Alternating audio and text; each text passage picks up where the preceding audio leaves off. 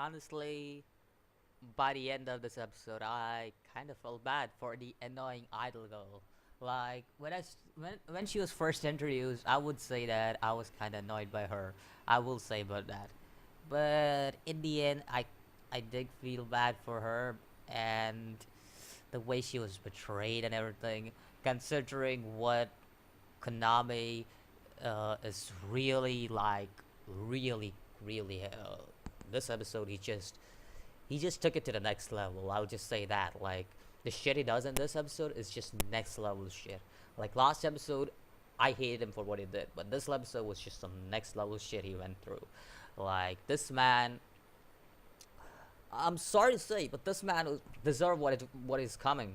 Like what he had coming, like he deserved it. He deserved every bit of it. I don't give I don't give two shits about this man. Like he deserved what is coming. Okay, like this man is just straight up heinous, straight up bad.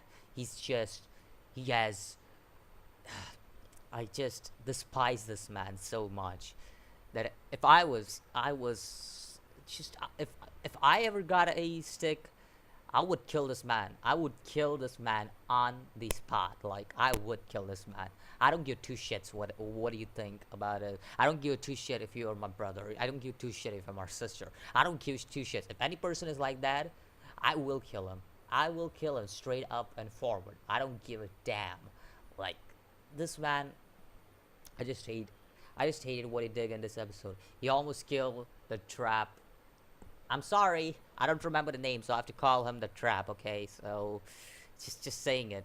But yeah, he almost killed the trap using the flash girl, and she basically almost he almost basically he's killed the trap. Somebody else, yeah, he almost killed the trap. Like it was nothing for him. It just like went all in, almost killed the trap, almost killed the flash girl using Nijimin, and it's just so uh uh oh jeez. uh I just the way he just talks is just making me hate him even more. And I don't give a damn what happens to him. I really don't. Like, if he dies, I'll accept it gladly. Like, I will gladly accept it. If he gets faced worse than death, I'll gladly accept that too. I don't give a damn what that happens. And I've seen a few manga panels and I already know what's coming. Like, this shit is I already know what's going to happen. Like when I watched the end of this episode, I already know what's coming, and most of the stuff will be censored most probably because Japan, yeah. So yeah, most of the stuff will be censored most probably. If not censored, then yeah, I don't mind. Like if it goes like Elfen Lied shit and goes all in with blood and gore and everything, I don't give a damn. To dance, I would still watch it. Like I would watch this man get slaughtered. It's like this. Like I would be Yatsumura in this case and just watch this man get slaughtered every single day. That's basically how it would be. You remember the episode in episode 5 or 4, like Yatsumura. We saw Yatsumura's guy, right? Like he was like the person due to which Yatsumura had to get that stick. The person who killed her family. He saw how he was like attached to that place. Like I would want Kaname to go there. I would want him to be attached to that place. Like I don't give two shits about what this man gives. Like I would watch him get tortured every day. Like even if he begs, I would give two shits. I would watch him get tortured every day. Now, another thing I wanted to talk about in this episode is Nijimin. I I just don't know. Like she was annoying at the start, but in the end, she kind of made me feel sad for her. She did because it's not because of a backstory or anything. Her backstory seemed very generic to me, like any other magical girl would have that kind of backstory. It just seemed very generic to me. But what really like uh made feel sad for her is like she has anger issues. At the same time, she wants to see everybody happy. So it just kind of makes me feel sad for her because she has two things that pretty much like are the opposites. And if you like look at this anger issue and happiness, anger and happy, like these two are completely two different things. Like these two are like complete opposites. And she wants to get rid of her anger issues, but at the same time she wants to keep people happy. And that's the reason why she becomes an idol. And I understand that, because seeing people happy in a way makes a person happy, like a kind person happy. So it kind of shows that she's a kind person. At the same time, she has anger issues, like we saw throughout the whole time she was alive. We saw that she had anger issues over and over again. Asagiri, she had the anger issue with the magical hunter.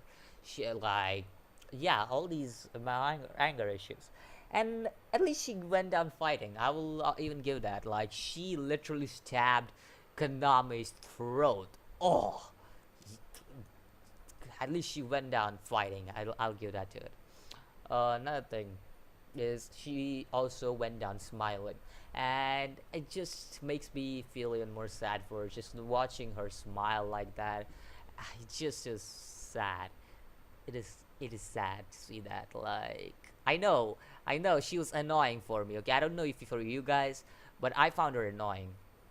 So for me personally, you find a character annoying to change into something like, if a character is annoying, I don't feel much, okay, but to get this change of heart all of a sudden because of annoyance that this character has produced in over the past few episodes, I think so it's a huge deal, because it kind of shows a perspective of her, like kind of shows what kind of life she lived, and it kind of shows what her family went through. But in the end, I just wished that she would live a little longer, but a death is a death, so I just guess everybody's gonna die someday. And she was young, okay? She's a middle schooler. She's pretty damn young. You can't deny that. Like, that's just sad to see a middle schooler die. And I'm most probably sure that there'll be more middle schoolers who will die, like some high schoolers, like the Flash Girl is the high schooler if I'm correct, and even the Katana chick, who's my favorite magical girl. So uh, yeah, like some of these are like high schoolers, while some of these are like middle schoolers. And basically to see such young kids die, it just feels kind of sad. Just, I don't know. Anyways, that's the end of Nijimin. And also we saw an invisible man, woman. I felt like that was a man, or was it an administrator? Like, what? That was an invisible, whatever invisible person that was. He basically took Kaname, and I already know what's gonna happen to Kaname.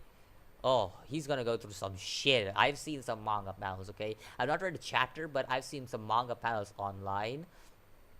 And I have seen some of this man is going to go through shit you don't expect. So if you're squeamish or anything, I would recommend don't watch the next episode most probably, because I think so. Yeah, I think so. It starts off from the next episode or the episode after, because this man is gonna go through some serious torture. Okay, so I'm just saying, like, if you're squeamish, don't watch it. Just saying that, don't watch it, because again, that's gonna give you the same impression from episode 1, where Asagiri was straight up like, or, uh, uh, but at least that thing was watchable. Okay, I'm not saying it's a good thing. Okay, it's just saying that at least you could watch that. You wouldn't be like, it's just so you can despise this character.